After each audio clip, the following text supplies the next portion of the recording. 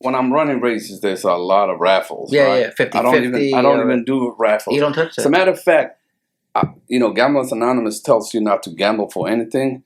Anything has to do with lottery. New York Marathon and big races. The only way you could get in is through lottery. I don't even get in. I don't even apply. That's a lottery for you to be selected. Yeah, exactly. So if the word lottery is there, the word lottery, you don't nothing go, to do nothing. with it. You're like, I'm out. Yeah.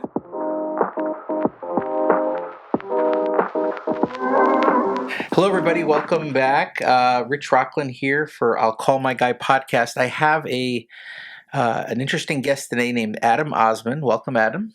Thank you. Thanks for having me. Sure. I know of you. I follow you online, and you have a very compelling story. And I know that when I started this blog, we've been trying to get you in for a long time, then had to get rescheduled. Yeah. So you're here. So thank you, first of all. And I know that. Did you run here? No, yeah, just got out of work. Because I know you're an insane runner. Oh yeah, yeah, right. And I want to talk about that because I know that part of your story involves gambling addiction, and you're very passionate about that as a recovering gambler. Is that right to say recovering gambler? Yes, exactly. Right. And sort of and I want to talk about this, and I don't mean this in an offensive way, but whether you have a running addiction now a little bit. Well, it's better than gambling. It's better than gambling, yeah. And so. Sometimes people replace addictions with other things, yes. right? But sometimes it could be replaced with a positive way. Like versus, running is great for your heart. Yeah. It's not best for your knees, but it's great for your heart. Yeah. And so I want to talk about that because it's certainly better than going broke and getting in criminal trouble with gambling and all that stuff. Yeah. So I want to talk to you a little bit about that. Yeah. Let's start by talking about like how old you are, where were you born, and things like that. Well, I'm 57 years old. I was born in East Africa. What part? Somaliland. You're Somalian. Somalian, yeah.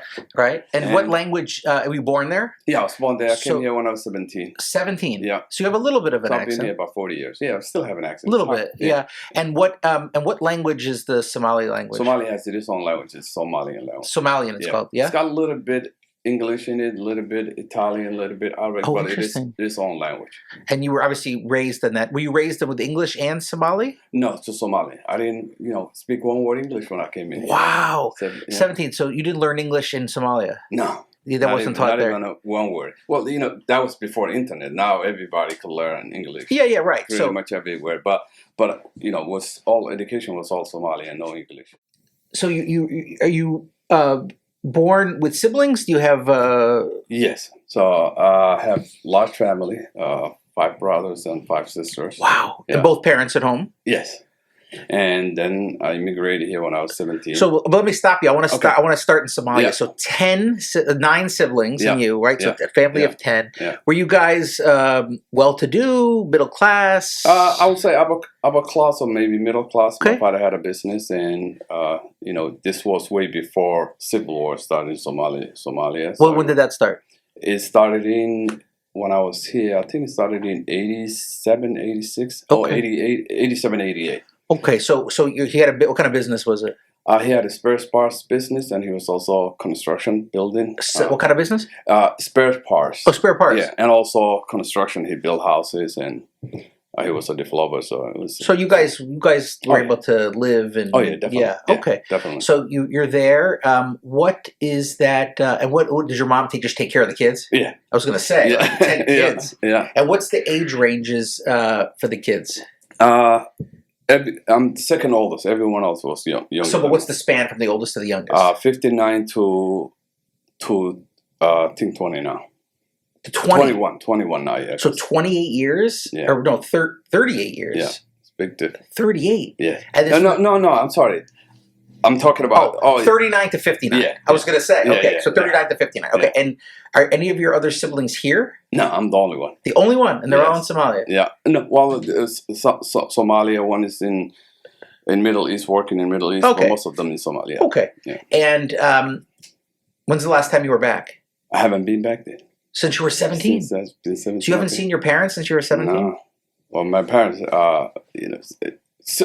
once I immigrated, Civil War started and so I never went back. Did they come see you? No. That's the sad part. Wow. What is Somali food like? Somali food is It is almost like Indian food and Jamaican food. So it's like, but mainly meat dishes. Meat, rice with spaghetti. But camel meat is the big over there. Camel meat, is that good? Oh, it's the best. Are there any Somali restaurants in Connecticut? No, there's not that many big community.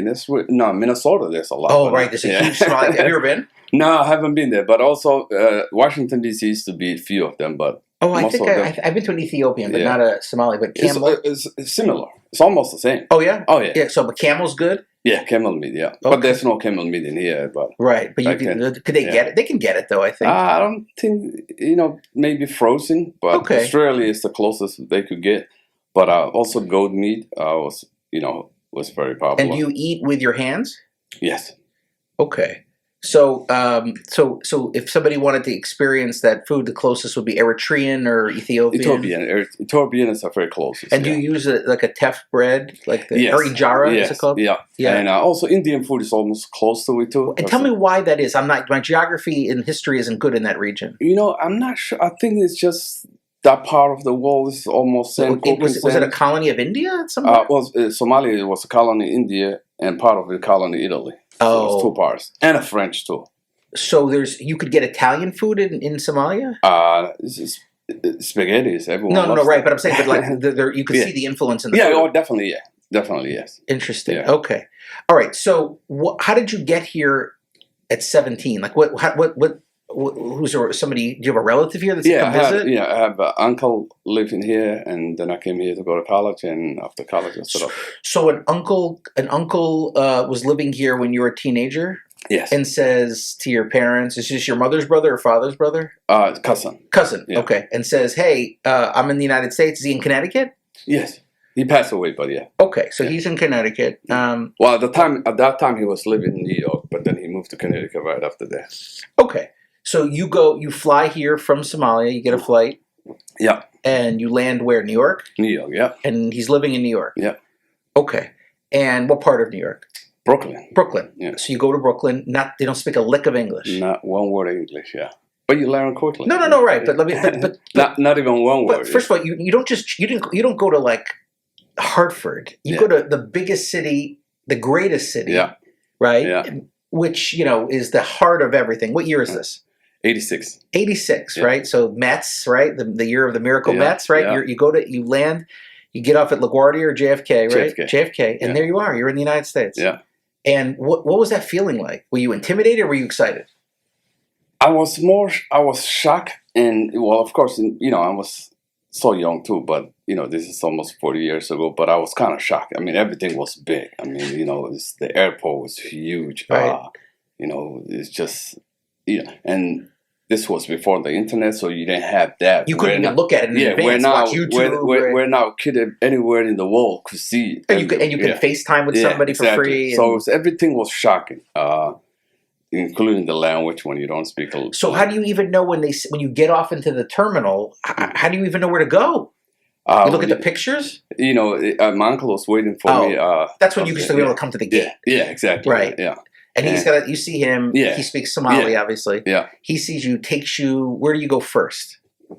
We went to his house. Right to his house? Yeah. And his family's there. So you were talking in your native tongue. Yeah. You get there.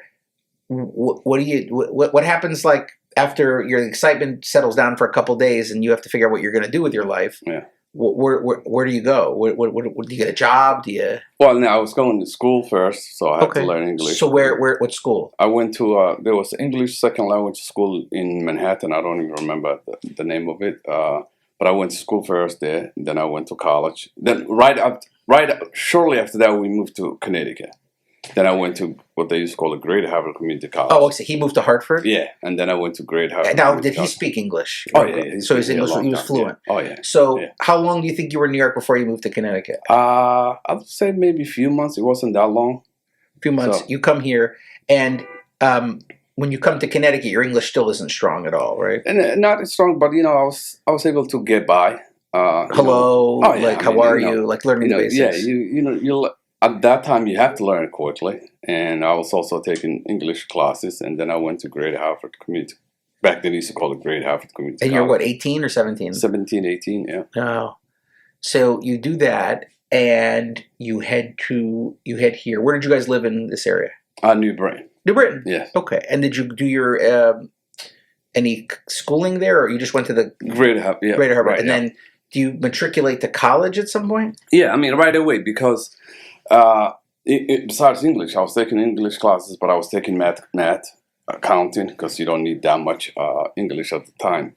But I was taking accounting classes, math classes. But you don't understand the language. But I was taking English second language courses. But I mean, I learned quickly. Wow, I mean, but that's you're given that like short shrift, but that's an amazing thing, because if I went to Somali tomorrow and stayed with your family there, I can't take a mathematics class in Somali language. I wouldn't. It just couldn't do it. But the first semester you take English classes, and after that you could take courses that doesn't require much English. So because does the Somali language use the same letters? Yes. Oh, that made it a lot easier. That makes it a lot easier. It's not like Arabic or Hebrew where it's a new alphabet. Same alphabet. Okay, so that makes it a little way easier. Okay, all right. So you come here, you do that, and then where do you go to college? I went to Great Harbour Community College, right, and then I went to Middlesex Community College, and then because I also was working, but I was going to school. So, and then Central, and then I finished there. And you got a bachelor's from Central? Yes, Charter Community College. Charter Community College, a bachelor's. Yeah, but I was taking Central courses. And when do you work? You work the whole time while you're going to school? And what are you doing for work? I was working at the time Cumberland Farms. Oh, I used to be a area sales manager for like 8 Cumberland Farms. Wait. So you don't start as an area sales manager, do you? No, but I started from clerk.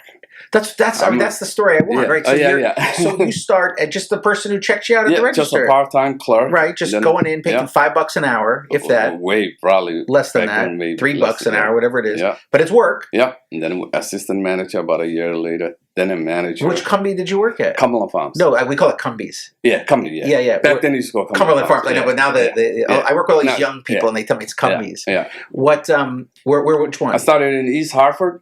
They closed now. It used to be on Burnside Avenue. Burnside Avenue. They used to have another one on Main Street. They used to have so many stores, so they closed down all the little stores. But I started at Burnside Avenue, and then they liked me, and then they moved me to any store that I needed to help. So I probably worked maybe 20, 30 different towns, Bolton. All the way. Because they used to be small stores, then they left Connecticut, and then they came back. Well, no, they never left. They didn't? So the family who started in a little farm called Cumberland in Rhode Island. They were selling milk and whatever. Oh, interesting. And then they started selling bread, and then making the ice cream in a little corner, and then, convenience store, and they became big. So then they, put a gas station and everything, and it got really big. But they never left, but they closed all the small stores that wasn't making money, and then concentrated the big stores, and now it's a huge company. There used to be one in West Hartford too, Park Road. Oh yes, yeah. Actually, they was going to close that store, and then because I was one of those people that they put stores that was not making money to get up, so I changed this all around. And at that time, I even won at West Hartford Police Citizen Award. I caught a bank robber. Oh, so let's say you ever robbed? No, but there was a guy robbed a bank in Franklin Avenue in Hartford, and then every morning I used to read the newspapers because back then we used to sell. Right, you sit and read we had like 10 different newspapers, so I'll read, and I'm one of the things I've always been a news junkie, so I read every newspaper. So I'm reading it, and then this guy, the story was that he robbed a bank in Franklin Avenue in Hartford. And then he went to the next store, the restaurant, and robbed the restaurant too. So I'm reading this story, and I'm saying, okay. So then the next day, the guy comes in at the store. The robber? Yes. There's pictures on there? No, there was no pictures. But he was a regular customer, and he used to come there all the time, but never spend money at this store. So all of a sudden, he goes to the I need a 2-carton of Newport, and I'm thinking that he's gonna rob you, or maybe take the cigarette and run away. But he didn't. So all of a sudden he turned around, he gave me all this red dye money. And then I knew this story, like, this is a customer that never spent more than $2, $3, $4. He's got red dye money now. Now red dyes. So I didn't want to, him know anything. So I took the money, gave him the change. Then I called the police. So the police got there and they say, okay, well, yeah, this looks like the money that we're looking for. But if you do you know him? I say no, but he lives somewhere around here. Then about half an hour later, I saw him go into Dairy Mart. It used to be Dairy Mart across the street. Yeah. It closed down too. And then I called the police at that time too. And by the time the police got there, he was gone. And then at the end of my shift, I was on my way to make a deposit. There used to be a bank across the street where Prospect Avenue McDonald is. And I went there to make the deposit and that's when the cell phone first came out. So I had this big cell phone. Then I saw him using a payphone. So I called the police and I say, the guy's here again. So the police came in, and then by the time they got there, they caught him, and then, he ran and they caught him in his house and they got all the money. So what he was doing, he was going to every business on Park Road, spending money to get a clean money or buy cigarettes. They would take the dime money. Yeah. And so the police, when they did the whole investigation, they caught him, and then they found all the money. And then the police put me, I don't know if they still do it, but they used to give a West Hartford Police Citizen Awards.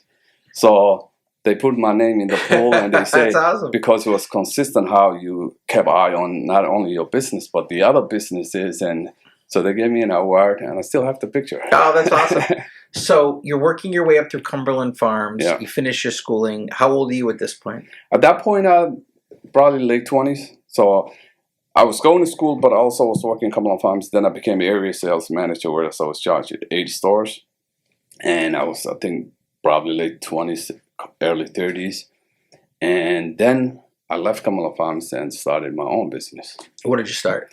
I bought a gas station, Getty gas station in New Britain by Central Connecticut University. So that Getty, you buy it? Yes. But how do you buy it? With what money? Well, I was working at Cumberland Farms for a long time by that time. Yeah, but you were making a ton of money. Yeah, but at that time, you don't buy the land, you lease it. So you buy the inventory, and so it's not like you're buying the whole. Right. Yeah. So how does it even put land on your lap? Like, how do you get that? Does somebody tell you that there's an opportunity to buy this? Yeah, so I knew the guy who owned the store, because I was going to school too at the meantime, but I used to talk to him, and then he was the older guy. He wants to get out. Yeah, so I said, okay, let's make a deal. So then I started that, and I was doing good. And did you remember how much you paid for it? I think the down payment probably was about maybe 50, 55. So you're in the United States not even 10 years. Oh no, by that time I was I'm talking about it in late early 30s. So I've been here 25 years. Oh, 25 years? No, well, 17 almost. So 32. So about 20 years. So by that time I was. But 20 years, but you were able to do that. Now, at some point you get married? Yes. So I was running the store. I was doing good, and then I got married in 1996. In 96. Yeah. Have kids? Yes, 3 daughters. You have 3 daughters? Yeah. And they're grown now? Oh, yeah. They're 26, 22, and 16. 3 daughters. Okay. So my oldest, 1998, she was born. Okay, so you have three daughters. You buy the gas station, and then, of course, you work the gas station, right? Yeah. And you're working all the time? Yeah. And then I bought another one. And where'd you buy that? East Street. Also, where that restaurant is? Yes. Yeah. That was just a convenience store. So then I was running both of the stores, and then also working full time at the state. Okay, let's back up. So you have this store, and you also are doing what for the state? Started in as a financial clerk. Started in the Department of Public Health, working as a financial clerk, and then over the years moved it up. And so, are you working there and then running back to the business at night? Yes. And working a weekend. And working overnight? Weekend, and maybe in the evening of the store. But you had to have somebody cover. Is it a 24-hour store? No. Oh, okay. Closed it in 10 o'clock. So you were able to get some sleep. Oh yeah.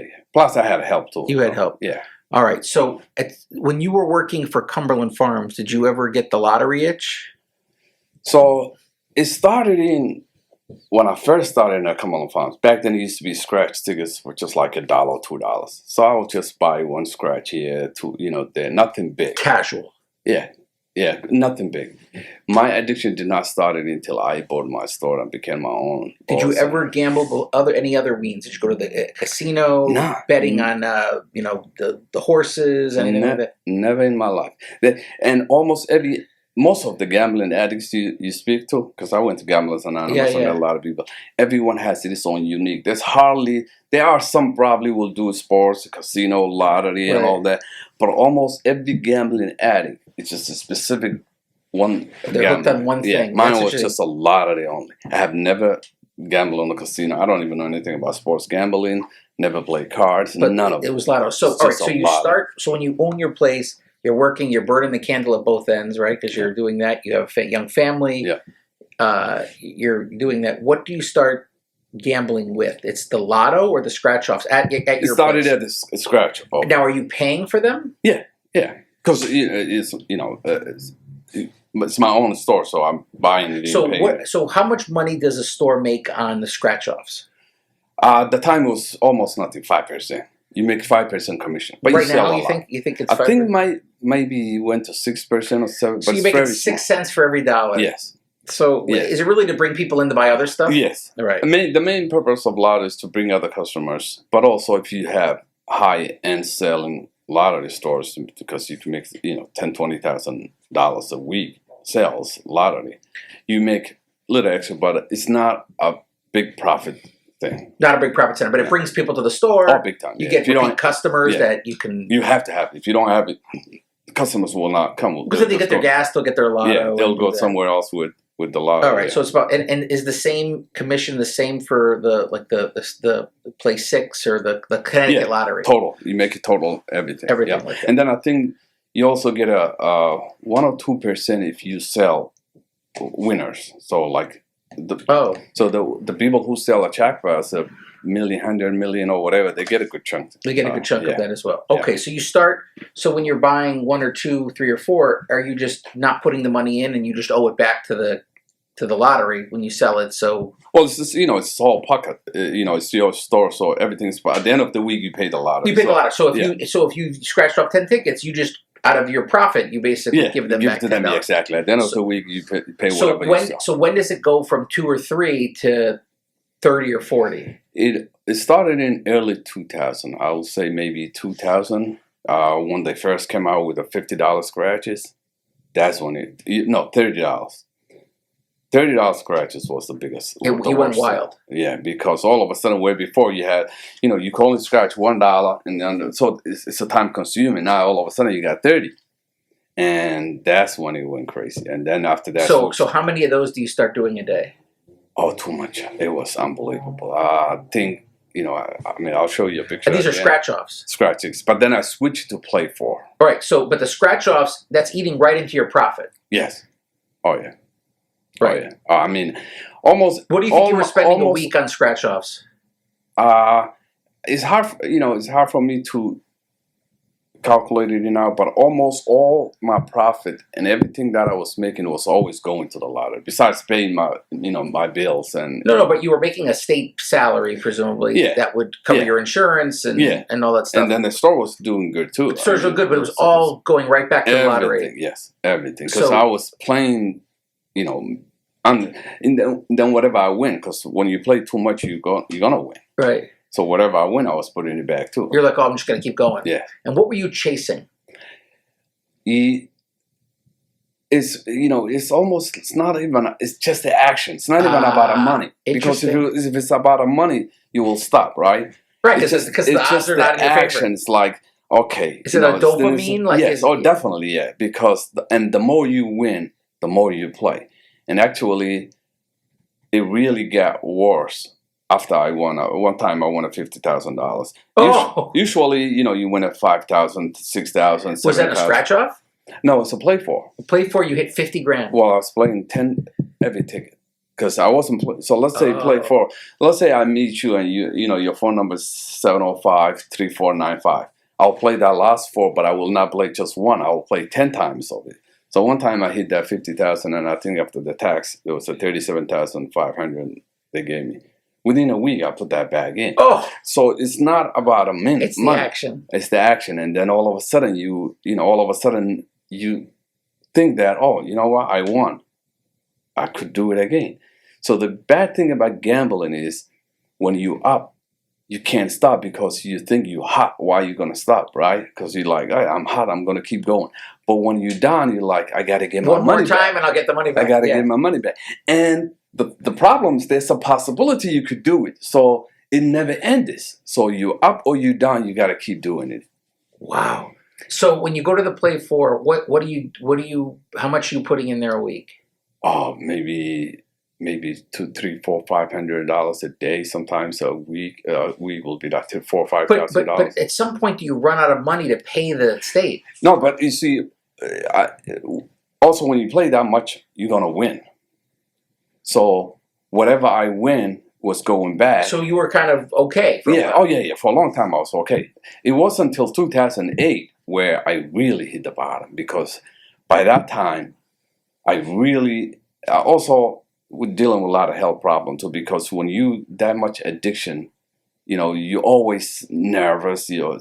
I wasn't eating well, and 2007 is when I won the 50,000. From that on, it never stopped till 2008, and then I hit the bottom because it seems the only thing I could say is that I had a nervous breakdown or maybe shut down everything, so I stopped printing tickets non-stop because I wanted to get caught. So every day at the store, I will print tickets non-stop, print, and I never checked them, never cashed them, because I wanted to get caught. So first week... Wait. Why did you want to get caught? Because get caught with what, though? Like, you weren't doing anything wrong. You were paid up. No, I wanted to get caught that, my addiction, so the lottery will find out or whatever, the shutdown machine out. That's the only conclusion that I could think about it, why I was printing that money. But when does the week come? Take me to the week where up until then, the lottery, do they send you a bill once a week? How does it work? So every Wednesday, they send you a bill and you pay by Thursday. Next day they drop it from your bank. Up until 2007, you hit the 50,000. You're caught up. You're a good customer. They like you. Everything's good. Well, there's a couple of times that I was behind. One time, 2007, I was behind about a week. Then they suspended my license. You got caught till up. I paid for it, and I paid for it, and then they bring back the license. Then they also called me a meeting because I was winning so much and I was playing so much. My store sales went like this. So they knew that something was going on. So they called me a meeting in 2007, February, I never forget. So they asked me, what's going on? I say, because they say, you're winning a lot. Your store sales are high. What's going on? And I told them, I play a lot. And, it was just regular meeting, but I think they was okay as long as I was paying them. As long as you're paying, we don't care. So... Is this before or after the shooting there? Oh, way before. That shooting was I think shooting was 90s. It was? Okay, I don't remember. Yeah, it was way after. Okay. So, all right, so they call the meeting. But so take me back to the week where you really are like, they need 50,000 and you've got 25 to give them. Yeah. What's that week? When? So in 2007, there's twice I was behind. I think at that time, the payment the net payment was about 20,000. There's 1 week I was behind. Then they shut down the machine. And then I paid them. And then a few months later, had the same problem. And then they shut down, and then I paid them. And then they bring back the license. And then 2008, I print so much that I couldn't pay. And then they called me and they said, "Oh, we need the money." And I said, "I don't have it." Then they didn't shut the machine down. So then I still printed. So how many would you print a day? The total I printed was close to 250,000. Non-stop. It was so bad that even the guy who prints the papers, because they have a rolling papers, he even knew something was going on. He said, "I'm here every other day. What's going on?" But the lottery, they just let me keep this. So license. What are you printing? Are you printing Play 4, Play 3, just randomly? Because by that time I'll also print the regular numbers that I play, but usually pickups. Pickup, they used to call it. I don't know if they changed it. But $24 every ticket I was printing, because there's 24 possible ways to play could play. So I was printing 24 times $24 every ticket. Because every ticket is $24. $24. And how many of those are you printing a day? As fast as your finger can go. Yeah, I'll show you. I have the pictures. I'll show you. I have stacks. So you're pretty. Now, are you checking the tickets? No. What? It's not even possible to check that many tickets. But my memory, in my mind, I was checking the ones that I put my regular numbers. And what's happening in your personal life at the time? Is your marriage falling apart? Well, my marriage was, but my wife knew something was wrong. I mean, health wise, I lost weight. I wasn't eating right, but she had no clue about the addiction and everything till they shut down the store. That's when everybody. So, how long do these printings go on for? 2.5 weeks. The third week they shut it up. So what happens? You get a call in the third week? Oh, they call and send me a message or leave me a message, and I just return them because I basically want them to shut. Because I knew that if I would come up with the money, the same thing would happen in 2007. They'll just print. Yeah. I just gave it up. I just want them to shut the machine down. You went wild. So the first week they didn't shut it down, then I kept printing. They didn't shut it down, I kept printing. The third week is when they shut down the machine. Isn't this amazing? So you were unable, the addiction is so powerful that rather than just stop, you have to need somebody to shoot you almost to stop. Well, that's how bad, drinking. No, right, but I'm just saying it. It's like the same thing. It gets to a point where you're just out of control. Yeah, you just give it up. And where are you putting the tickets? Tickets just to the side? No, I had a store. The store was big. I had a back room, but I also was hiding from my wife and anybody, the people working at the store. I didn't want them to find out. So I took those ceiling up and I used to hide them up because I couldn't throw that in the trash because I knew that if I throw that much in the trash, somebody will find out. So I was hiding them at the roof, and then after they shut down everything. So did they show up one day? The third week they came in and they shut down the machine. And who is it? Who comes? Is it armed people? No. Just a clerk. A regular. And he's like, "Hey, you're done." Yeah, collection, and they say, they electronically they suspend it, so you can't do anything. Then they just come in and take the machine. So he takes the machine, and then you hear from. When's the next time you hear from them?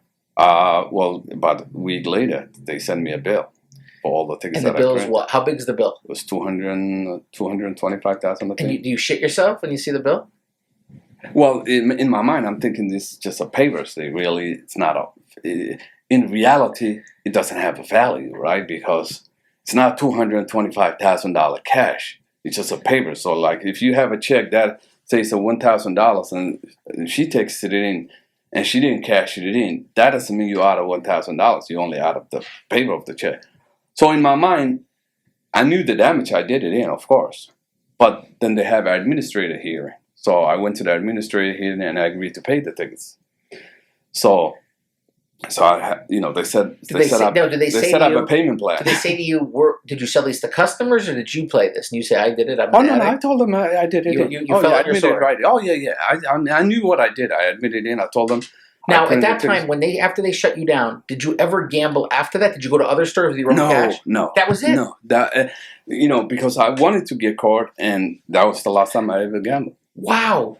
Yeah. So it was like literally you just were like, that's what you did to stop it. Yeah. You needed to get caught. Yeah. So you say, I agree to pay it. Yeah.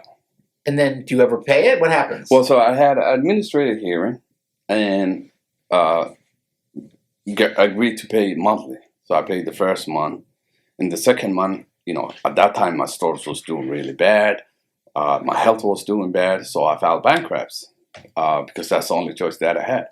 So did you try to get it discharged from bankruptcy? Well, it did, but here's what they did. So once they knew that once I filed a bankruptcy court, they never claimed any fraud. They never did a proof of claim. Or none of it. So it was discharged. But what they did is they used the criminal court to get it that way. Yeah. So then they get the state's attorneys involved, yes. and they arrest you. Yes, they arrest me. What are the charges? It was larceny. But here's what they did, though. They didn't charge me because of the tickets that I printed. They lied under oath because they said 2 months before that, I cashed in $120,000 the month of June. July is when they shut down the machine. So the month of June, I cashed it in.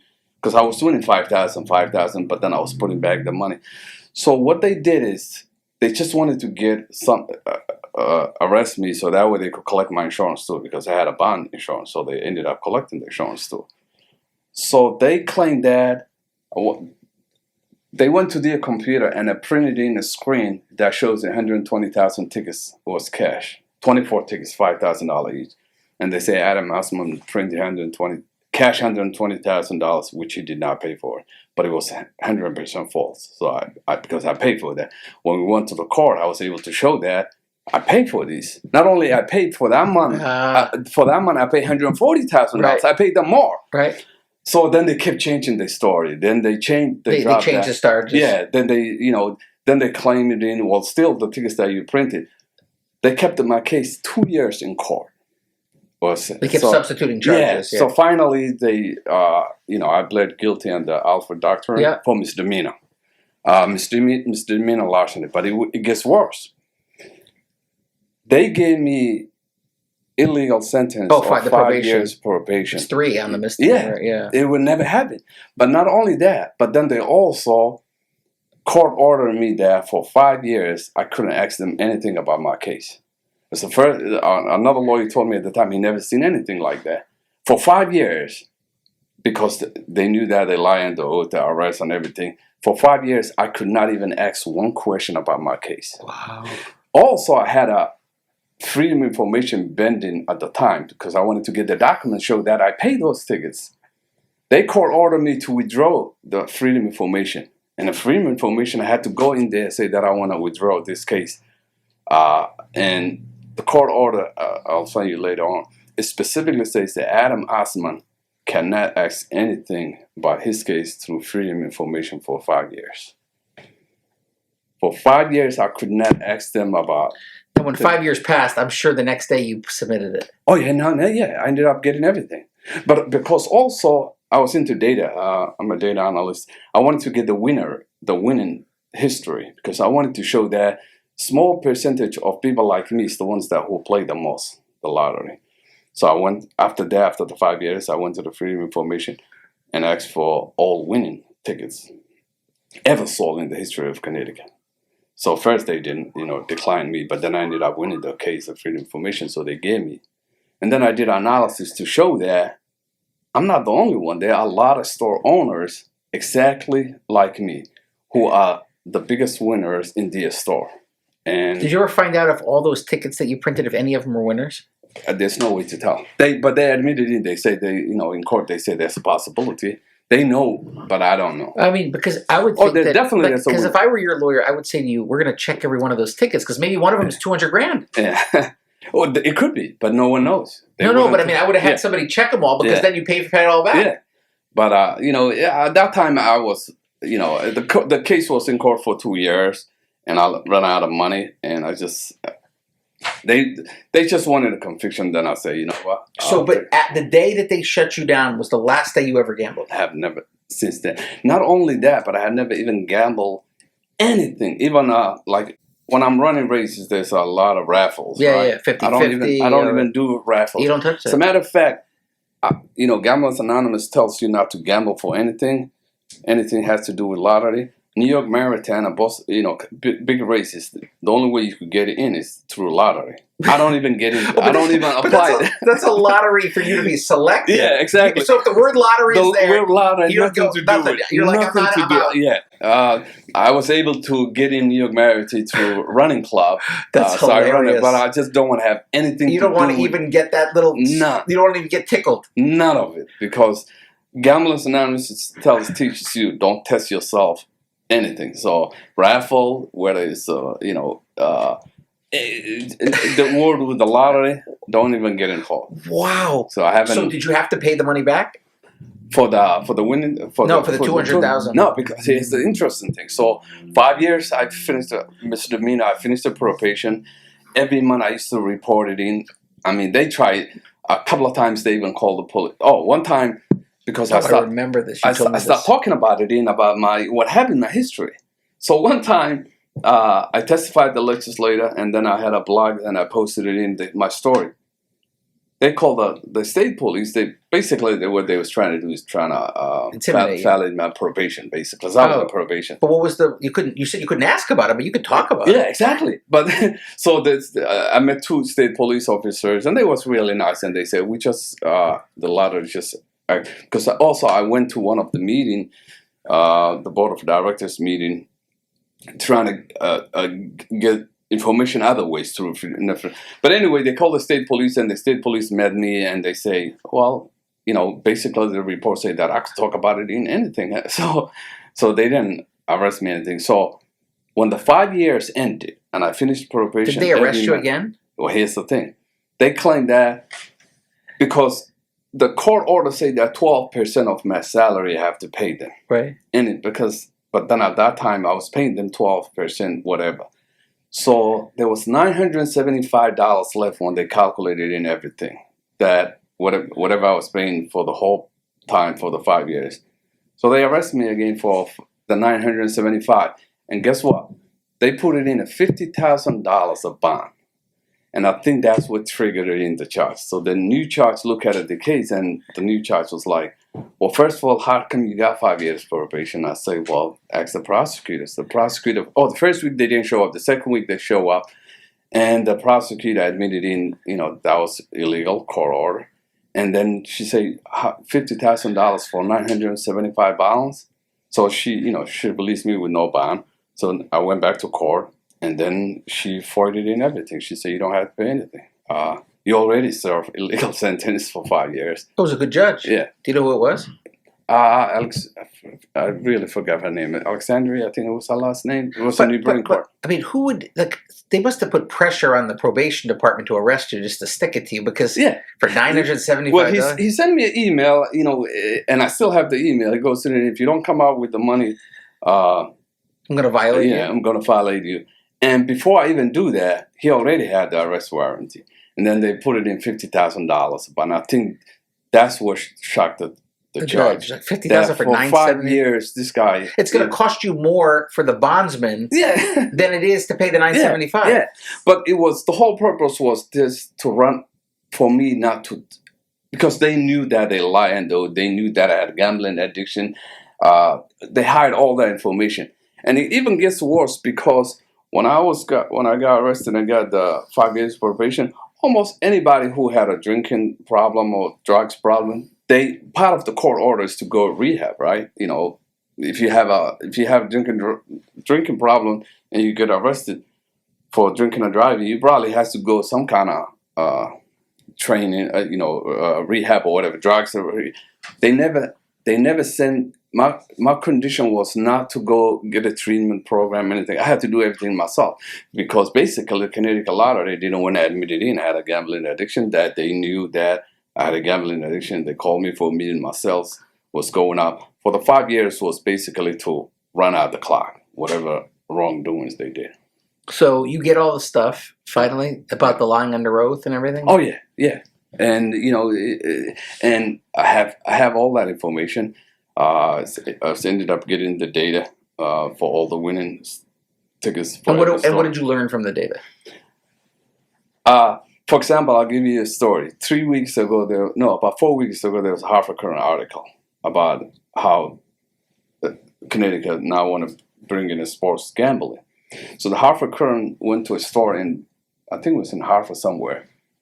And they had they talked to the owner and how we'll bring a business or whatever. So I sent an editorial, Hartford Courant, and I say, well, you talk about it in all the winning and all this, but you didn't talk about the addiction part.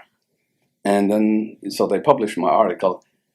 But then I showed them that store that you went to, that owner, almost 75% of the winning tickets in that store, it was him. And the reason is because he played too much. And then the Hartford Courant was, they asked me about the data, and then I told them how I get the data, and so hopefully they will do the own analysis. Oh, you sent them the freedom of information that you got? Yeah. And so they published my op-ed because my op-ed was still in that you talk about the winning and all this, but you don't talk about the addiction. Also, you don't talk about how a lot of store owners themselves have addiction. And then I say, here's the data for that store. For the seven, I think 7 or 12 years, whatever he owned it in the store, all the winning for that store, and his name, and he's the one who wins the most. And just like me, when I have my stores, and so now I'm not till this day, it's still happiness. Hartford Courant started a long time ago, I think early 90s, and they find out paper advertisement, whatever that says that the best customers are the store owners.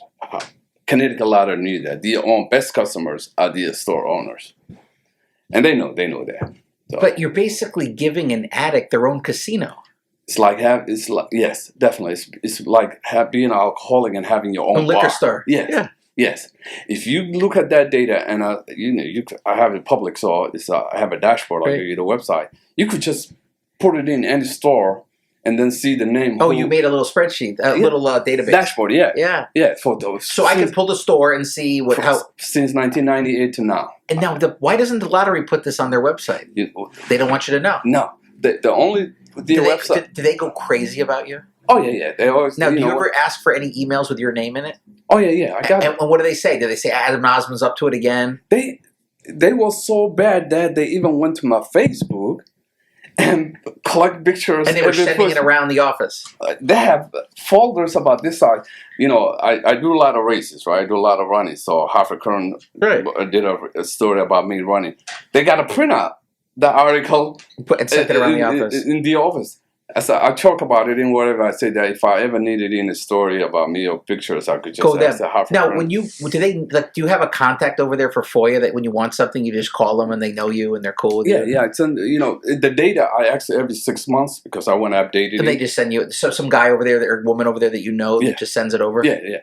In the beginning, they used to give me a hard time, and then at one point they even send me PDF file instead of Excel. So, but now they know that it's the public information. They have to give it to me. And then I update it in my dashboard. You just import it in, and then you could still get that. And then in my dashboard, you could see almost any store. You could do by zip code. You could do by name. Why do you think it's important to have that dashboard? Tell me, because that's an interesting sort of. Is that a healing thing for you? What is that? Well, not only it's not a healing, but also I wanted to show the public that really small part of the population is the ones who really plays the lottery. But also the data is being used to do by research for other people. There's a group called Stop Predatory Gambling from Massachusetts. They use my data sometimes when they want to testify. I showed it in that because I have it in also show by zip code who plays the lottery by zip code. What do we know? Well, let's just put our sociologist hats on. Mm-hmm. What do we know who plays is it predominantly people with besides the store owners, is it poor people? Poor people. The poorest zip code is the one that plays the most. Is that right? Blue Hills by Albany Avenue, that's the number one. Why? Because the lottery is every corner, first of all, it's also the number of stores. Like in here, there's not that many. You can't I can't go buy lottery. Yeah, you can't just go downstairs. But over there, every little corner, there's a all right, so it's accessibility. Accessibility, advertisement. And then sometimes poor people, they think that's the only way that I'm interested in that. Like, is that because they're low on hope or things are bad and they think that they're $1 away from getting out of their problem? Yeah, definitely. That's, and it's the accessibility and they think that's the only hope. You have $1, one dream. That's the lottery advertisement always says that. And also says that if you don't play, you can't win. But also, if you look at it they have those billboards everywhere, and then they show John Doe one of 50,000. Well, and have you seen those guys that are scientists that figured out how to game the lottery? Have you read on those guys? Yeah. Well, not only that, but also there was a lottery security officers who got caught. They knew the scratch tickets where the winners was. And one of the, I think was in Ohio, he was in charge for the security. So he sent his friend to go buy the tickets. So yeah, there's always people who break in somehow, but the lotto's ahead of them all the time. So you do all that, and then what? So when do you start running? How does that come? So here's how I started running. I went to a 3-month program when 2008. Did you have to do any time? No. You didn't have to serve misdemeanor. Misdemeanor. They just gave me probation. Probation. All right, so you get the probation, the illegal 5-year probation. Yes. So you do the probation. I went to a 3-month program. Outpatient or inpatient? No, outpatient. Outpatient. Yeah. And where is that? Right here. It used to be a Wheeler Clinic in the beginning. But then I went to Gambling Anonymous store at the same time. So I met a friend of mine who's a lawyer who's also had an gambling addiction. In there. So every day he used to come to the meeting with T-shirts that say it's a 5K, 10K race. So I say, Charlie, what's this all about? He goes, then come with me. I'll take you to running. So that's how I got into running. Then I did a 5K race in 2011 in North Haven. That was my first 5K. And then I started liking it because not only it was also numbers, because 5K you got 29 minutes and you in the 3rd place or 4th place or 10th place, but also was a health way to deal with it with that, with the stress and all that. Then I started running 3 miles, 4 miles, and then I started running another race, and then I found Run 169 group. So there's 169 towns in Connecticut. For people that are listening aren't from here. Yeah. You've run in every town. I did all of them. Yeah, wow. Some of them 3-4 times. I did about 500. What's your resting heart rate? About 40 now. Really wow. good. 40, 45. Yeah. Wow. Yeah. Wow. So then Run 169 group called the society called Run 169 town. I co-founded that. We have about 5,000 members now, almost 5,000 members. And you run marathons? Marathon, ultra marathon. My sister is an ultra marathoner. Oh, wow. She did one of the ones that's like 55 miles or it's over 2 days or 3 days. Oh, it's crazy. I said to her, what are you, nuts? I did 150K. And I say, oh, shout out to Sarah, my sister. But yeah, she's like, she told me one day, she's like, oh, I just did a 55 mile. I'm like, what? I'm like, do you sleep? She's like, oh, you take little naps and. Yeah, those a whole another level. Yeah, ultra marathon. I did 150K, Lake Warramog. I never forget that. You do 7 loops at the lake, and I just killed you. I mean, it was.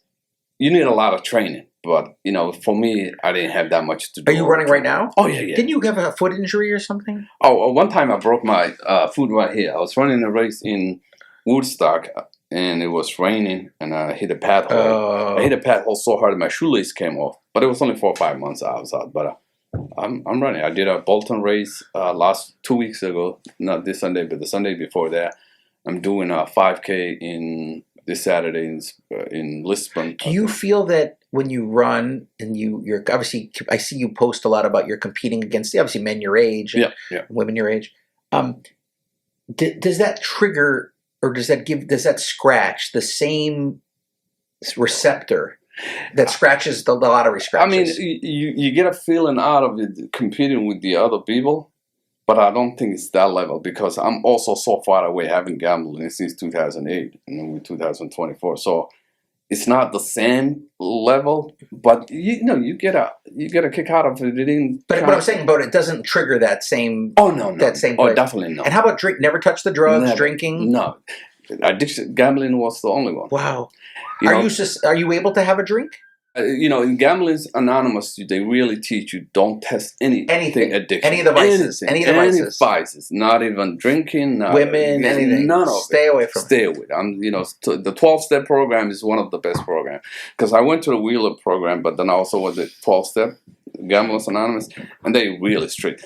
At the Wheeler, at the time, what they was trying to teach us, what they call it, harm reduction. They was teaching you that you could cut down, but you could go gamble. You can. And Gamblers Anonymous tells you do not touch anything. You can't touch none of it, and anything with any addiction. Well, it's the same pathway, isn't it? It's the same that addiction sort of pathway. Because you never know. You could get back to the same place you was. Why test that? Why for me, I knew how down how gambling took me down. There's no reason for me to test anything, so I stay away from it. And where you work now? I work for the state now. Same? Yeah. Not the DPH anymore?